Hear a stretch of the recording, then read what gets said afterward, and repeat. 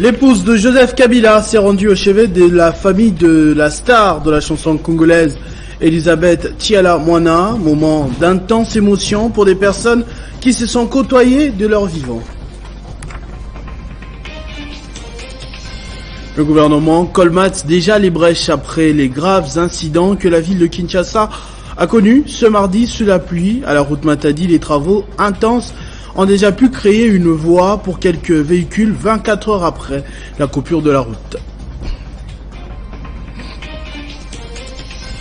À l'occasion du premier anniversaire de l'inscription de la rumba sur la liste représentative du patrimoine culturel immatériel universel de l'UNESCO, la ministre de tutelle a présenté le calendrier de l'agenda 2023 de la rumba. Vous la suivrez dans ce journal.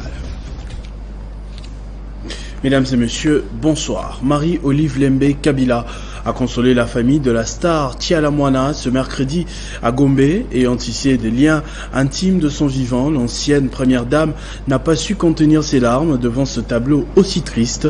Des artistes, des journalistes, Jean-Marie Kassamba, amis intimes, mais aussi sa famille politique étaient également présents.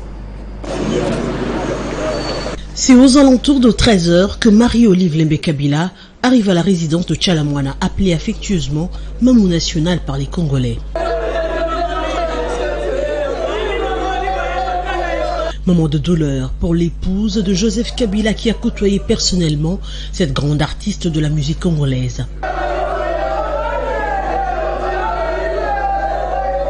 En toute intimité, elle rejoint le compagnon de Tiala-Mwana, inconsolable, et les membres de sa famille.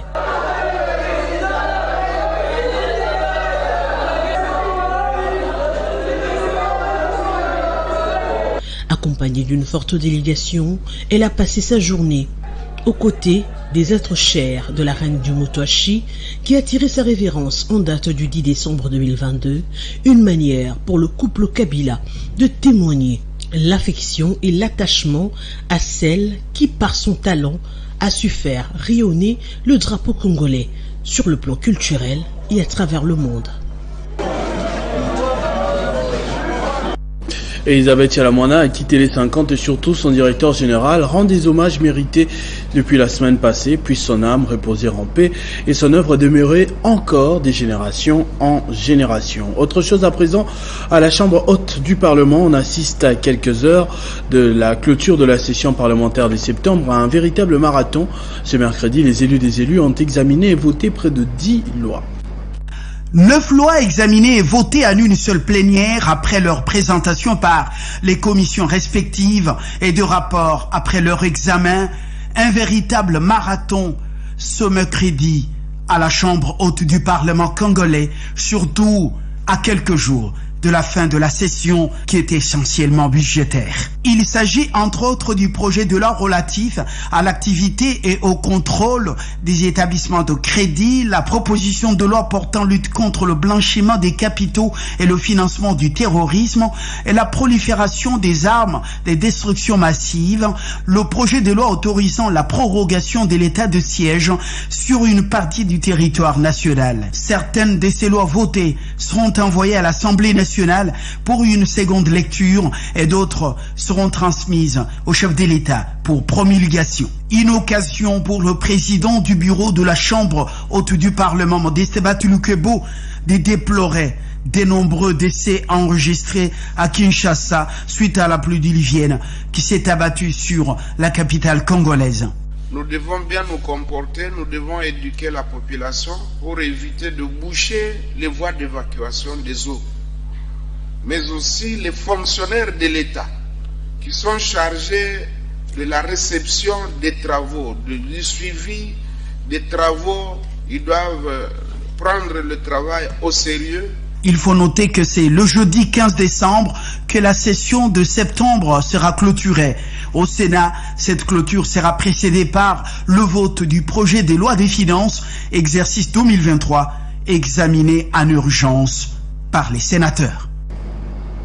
Mardi noir, le gouvernement, après avoir constaté les dégâts, avait promis d'agir au plus vite, surtout pour le cas de la route nationale numéro 1, coupée au niveau de Matadi-Kibala en vrac. 24 heures après, les travaux accélérés ont permis déjà à quelques véhicules de se faufiler progressivement.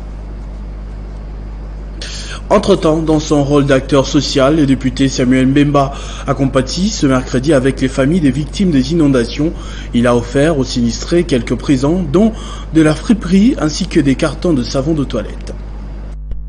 Le député national Samuel Mbemba Kabuya Tanda a volé ce mercredi 14 décembre 2022 au secours des sinistrés du quartier Kanluka après la pluie diluvienne qui s'est abattue la nuit du lundi 12 au mardi 13 décembre de l'année en cours. Au nom du président Christophe Mbosonkodia, autorité morale de la Convention pour la République et la démocratie, CRD, ce dernier a transmis les messages de compassion et de solidarité du président de l'Assemblée nationale.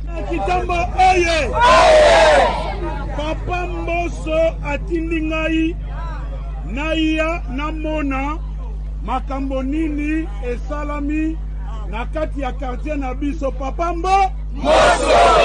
Je suis envoyé par le président de l'Assemblée nationale Christophe Mboso afin de palper du doigt la situation que vous traversez.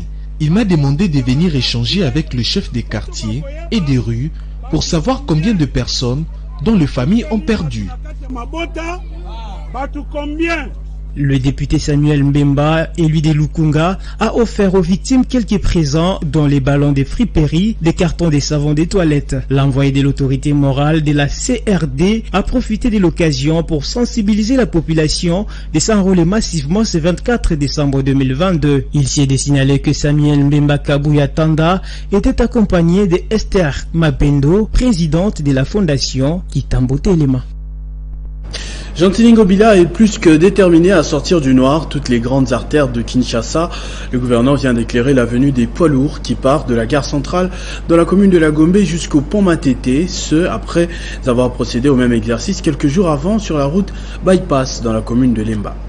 Le premier citoyen de la ville de Kinshasa a appuyé sur l'interrupteur le dimanche 11 décembre à 19h à partir du rond-point TP à Kingabwa dans la commune de Limete en présence du vice-gouverneur de Kinshasa Gérard Mulumba et du bourgmestre sortant de la commune de Limete. Ceci entre dans le cadre de son programme de réhabilitation de l'éclairage public à Kinshasa. Enthousiasmés et scandant des cris de joie, la population riveraine et certains passants n'ont pas manqué de remercier le gouverneur de la ville pour cette initiative combien louable dans la mesure où l'éclairage public apporte non seulement la beauté mais aussi la sécurité sur cette route souvent assiégée par des bandits et des voleurs. Par ailleurs, le premier citoyen de la ville de Kinshasa a invité la Société nationale d'électricité, SNEL, partenaire de ce vaste programme du gouvernement provincial, à prendre des dispositions nécessaires pour que toutes les artères où les lampes sont déjà implantées restent éclairées pour le bien de tous. Sur l'avenir, il s'agit de la continuité de notre opération, d'éclairer suffisamment la ville de Kinshasa. Le boulevard des 30 juin, rien que le boulevard des 30 juin, il n'y avait que 7 lampes qui s'allumaient. Aujourd'hui, je pense que la ville est suffisamment éclairée. Après le lancement de cet éclairage public sur poids lourd, l'autorité urbaine s'est rendue à la place de la gare dans la commune de la Gombe pour suivre de près l'évolution des travaux d'ornement de cet endroit qui attire beaucoup de Kinoises et Kinois lors des festivités de Noël et de Nouvel An. Le ministère de la Formation professionnelle et métiers a organisé un dîner-échange avec les partenaires techniques et financiers accrédités en République démocratique du Congo et ceux du groupe de coordination des partenaires. Objectif, présenter le plan d'action à mener urgemment. L'organisation des Olympiades africaines des arts et des métiers, la réhabilitation du site des artistes et artisans menuisiers de Binza dévasté au mois de septembre dernier par un incendie provoqué par un câble électrique, la construction des centres de formation professionnelle dans le territoire de Rutshuru et à Goma et la formation des formateurs et l'encadrement du personnel de la formation professionnelle, tels sont les 4 projets expliqués aux partenaires par la ministre de la Formation professionnelle pour une concrétisation à court court et à moyen terme. À cette occasion, la ministre de la Formation professionnelle a remercié les nombreux partenaires qui ont répondu présent à son invitation. Elle a également rappelé que le secteur de la formation professionnelle et métier revêt une importance particulière pour la RDC, d'autant plus qu'il est l'une des options susceptibles de lutter efficacement contre le chômage et la pauvreté qui touche plusieurs couches de la population, dont le jeune. Pour réussir à juguler tous les phénomènes sociaux qui gangrènent notre société, dont l'ignorance sous toutes ses formes, nous devons agir à tous les niveaux, depuis les communautés locales jusqu'au niveau mondial. Notons que cette soirée connut la présence du deuxième vice-président de l'Assemblée nationale, de plusieurs députés nationaux, de la ministre du Genre, Gisèle Ndaya, la ministre de la Culture et des Arts, du secrétaire général et de l'inspecteur général, des plusieurs cadres et agents du ministère de la Formation professionnelle et métiers, ainsi que de plusieurs opérateurs du secteur de l'éducation. Le 14 décembre, la rumba totalise une année sur la liste représentative du patrimoine culturel immatériel universel. Pour ce premier anniversaire, la ministre de la Culture, Arts et Patrimoine vient de publier le calendrier de l'agenda 2023 de la rumba. À partir de ce 14 décembre 2022, je lance dans mon ministère de la Culture, Arts et Patrimoine 12 dates du calendrier de l'agenda 2023 de la rumba. À savoir, le 24 janvier sera consacré à la rumba dans la culture africaine et des afrodescendants. Le 11 février, la journée de la rumba Mokili Mobimba en mémoire des grands Kale Jeff. Le 30 mars, la journée de l'intemporalité. Le 24 avril, la rumba un jour, rumba toujours, pour célébrer le mode et la mode du style de vie des Congolais. Le mois de mai, consacré à la rumba dans les 11 arts. Le 30 juin, les jours de la rumba cha-cha dans mon ministère, avec pour thème la rumba comme outil de la diplomatie, de la cohésion et de la paix. Le 2 juillet, la rumba, étude et découverte à travers nos musées où sont conservés les sons les plus anciens de nos civilisations. En août, nous consacrerons 4 week-ends pour le mot codé, le texte des paroliers de notre musique. Le mois de septembre sera dédié au nouveau roi de la rumba moderne. Le mois d'octobre est consacré au festival de la rumba avec la rumba parade. Enfin, le mois de novembre sera celui de la rencontre des ambassadeurs de la rumba congolaise et ceux de la rumba cubaine. Le président du caucus des députés nationaux du Nord Kivu a apporté mercredi dans le groupement de Mudja, en territoire de Nyiragongo, son assistance en vivres et non-vivres aux déplacés ayant fui les combats dans les territoires de Rutshuru et Nyiragongo. C'est à travers sa fondation que Singoma Mwanza a assisté plus de 1000 ménages installés sur ce site de Mudja et qui vivaient encore dans des conditions difficiles. Constitué de sacs de riz, de haricots, huile de palme et de bâche, cette assistance du député national Singoma Mwanza, élu du territoire de Nyiragongo aux déplacés de Mudja, a été remise par son représentant à ces personnes qui ont fui la guerre entre les FRDC et la rébellion du M23. Pour Eric Kavungera, c'est une façon pour la fondation Singoma Mwanza d'apporter sourire à ses semblables. Ce n'est pas notre première fois, nous venons sous plusieurs formes. Il y a le ravitaillement en eau et il y a d'autres programmes d'urgence que nous continuons à exécuter selon que les besoins se présentent, et particulièrement au niveau de la fondation Mwanza.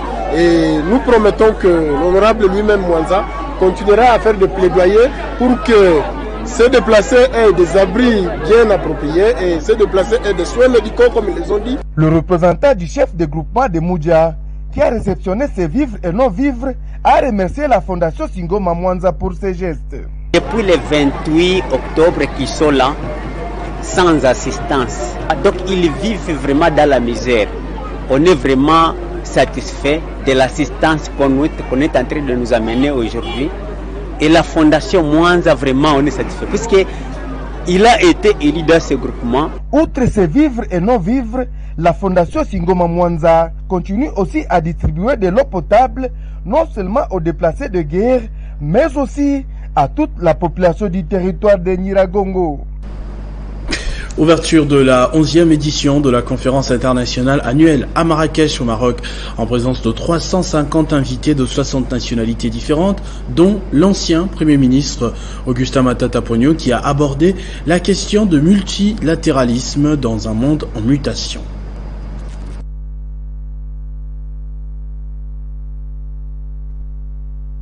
Placé sous le thème « Coopération dans un monde en mutation, opportunité pour l'Atlantique », la 11e édition de la conférence internationale annuelle a tenu tout le monde en haleine. Le thème retenu cette année s'est imposé en raison des multiples crises dues à la pandémie, Covid-19, guerre en Ukraine, changement climatique. Autant de chocs qui exposent les limites du néolibéralisme comme du multilatéralisme, tout en présentant des opportunités de coopération dans un monde devenu interdépendant. C'est ainsi que la conférence a fait appel à des intelligences grises, comme l'ancien Premier ministre de la République démocratique du Congo, Matata Ponyo, Jean-Pierre Raffarin, ancien Premier ministre français. Pour l'ancien Premier ministre Matata Ponyo, le multilatéralisme s'inscrit dans la logique du capitalisme qui vise à pouvoir échanger au profit de tout le monde. Il est important ici de souligner que l'attention qui doit être portée à chacun des groupes est essentiellement justifiée par la contribution. Et dans le cas d'espèce, il est important de souligner l'importance de la production. Il faut que le pays du Sud puisse davantage produire, non seulement en termes de quantité, mais aussi en termes de qualité. Par son intervention, l'ancien Premier ministre a voulu faire porter les voix du Sud dans la conversation géopolitique globale et dialoguer sur un pied d'égalité représentant les valeurs centrales ainsi que les raisons d'être de la conférence qui réunit un mélange unique d'expertise intercontinentale. Les membres et cadres de la nouvelle alliance des démocrates, parti cher à Atanas Matenda, fustigent l'abrogation par la ministre du Travail de l'ordonnance nommant leur président à la tête du conseil d'administration de la CNSS. Ils l'ont dit dans une déclaration faite dans la province du Maniema. La NAD de Maniema vient de prendre connaissance avec indignation de la lettre du 12 décembre 2022 du ministre de l'Emploi, Travail et Prévoyance sociale portant notification de l'ordonnance numéro 22 par 213 du 11 novembre 2022 de son Excellence Félix Antoine Tshisekedi Tshilombo portant nomination des membres du conseil d'administration de la CNSS et que deux de ses membres, dont le professeur Atanas Matenda Kelou, nommé président du dit conseil, n'est pas repris dans cette notification. Nous en appelons à tous les véritables adhérents à la vision du chef de l'État de protéger celui-ci contre les charognards, les gourous de cette caste, qui n'a jamais été accepté par sa propre communauté et sa province, doit savoir que cette action contre la personne du patriarche Atanas Matenda Kelou aura cette fois-ci de graves conséquences pour lui, car les Maniema en a marre de le voir organiser la liquidation de ses leaders et sa volonté manifeste et illégitime de vouloir gérer la province par procuration en nous imposant des énergumènes de son choix comme leader. L'ANA de Maniema dénonce avec la dernière énergie cette notification boutiquée, si elle est vraie, qui ne prend pas en compte son président national, l'un des solides piliers de l'Union sacrée de la nation, à la personne du patriarche Atanas Matenda Kelou, qui, par cette nomination, a été honoré par le président de la République. Parlons du bilan des 2 ans du directeur général de l'autorité des régulations du secteur de l'énergie, Sandrine Ngalula, interviewée par le magazine des énergies régulateurs trimestriels. Elle dresse un bilan largement positif avec une trentaine de projets qui permettront un approvisionnement énergétique capable de répondre aux préoccupations d'une importante étendue de la RDC d'ici 2030. Parlant des initiatives menées ces 2 dernières années, fait-on savoir, le DG de l'ARE a évoqué les 30 projets déjà enregistrés à l'ARE, dont 7 déjà validés, qui permettront de porter la puissance électrique en RDC à plus de 3280 MW d'ici 2030. Au cours de cette période, environ 30 projets de 11 provinces ont été reçus et instruits à l'ARE.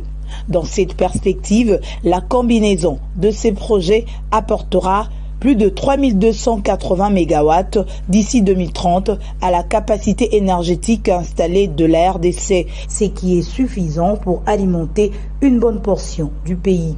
Dr Sandrine Galula-Moubenga, à temps enchaîné, a partagé les progrès réalisés au niveau international. Elle a souligné le travail accompli par l'ARE pour aboutir à la désignation de la RDC comme pays devant abriter le siège de la Commission régionale des régulations de l'électricité de l'Afrique centrale, COREAC. Outre le déploiement de l'ARE dans les provinces et la mise en place des directeurs provinciaux fait-on savoir, Dr Sandrine Ngalula-Moubenga a indiqué que son organisation va prochainement s'investir dans la vulgarisation de la loi et des règlements régissant le secteur de l'électricité. Remise d'un lot de 200 bancs scolaires au chef de la sous-division de l'EPST Lodja dans la province éducationnelle Sankuru 1, fabriqués par les ateliers de la fondation Echuka sous financement du gouvernement congolais. Cette dotation veut appuyer les efforts de Félix Tshisekedi dans les secteurs éducatifs. Répondant à la commande de la Direction nationale de construction, d'entretien et de réhabilitation du ministère de l'EPST, la fondation Echuka, de par ses ateliers, a fabriqué des bancs scolaires. Ces lots a été remis aux écoles de la sous-division de l'EPST Lodja dans le cadre du programme de la gratuité de l'enseignement prôné par le chef de l'État. La fondation Echuka a été chargée par le gouvernement pour accomplir cette tâche de la fabrication de bancs, de 200 bancs, que voici, et ces 200 bancs ont été fabriqués justement dans les délais requis. Nous sommes à la disposition non seulement du gouvernement central, mais aussi à disposition des autorités scolaires du Sankuru, parce que notre vocation, c'est de servir. La joie des élèves et enseignants des écoles bénéficiaires, dont l'école primaire Sembola 1, l'épée Olela Kele, l'épée Woi et l'épée Esucha Lembo. Nous remercions très sincèrement la fondation Echuka pour son geste hautement patriotique, car ces genres d'actes sont assez rares pendant ces temps qui courent. A noter que l'objectif principal de la fondation Echuka est de créer une émergence intellectuelle de l'élite sankouroise en particulier et congolaise en général. Développement intégral de la province du Olomami, la gouverneure Isabelle Kalenga a présenté mardi son projet d'édit budgétaire. Exercice 2023, les élus provinciaux ont salué un projet basé sur l'intérêt du peuple et la lutte contre la corruption.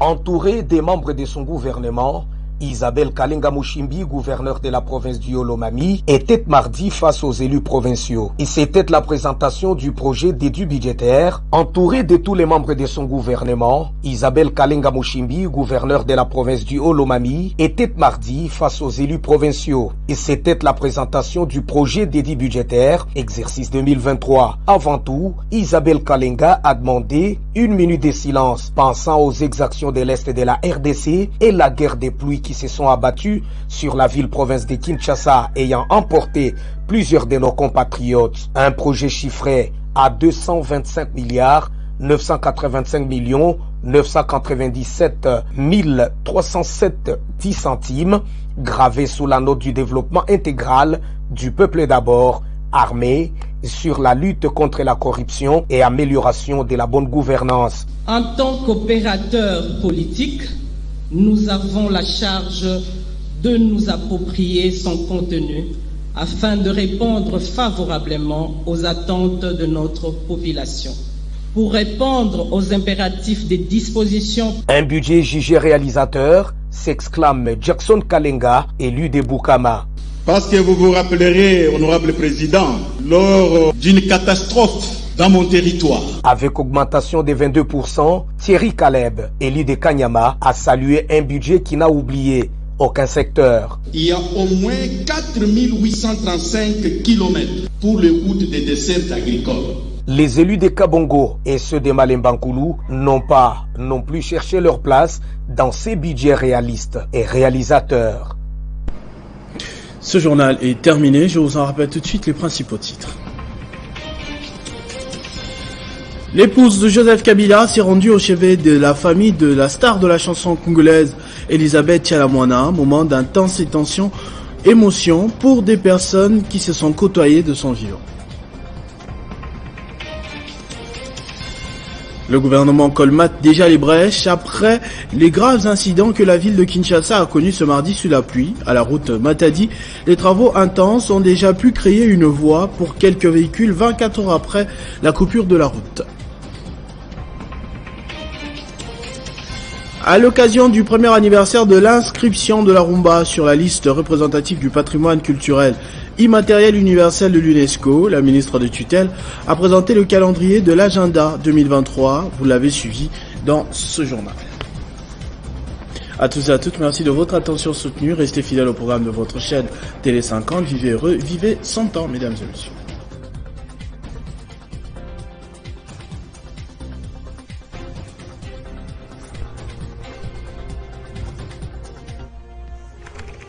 L'actualité reste inconnue.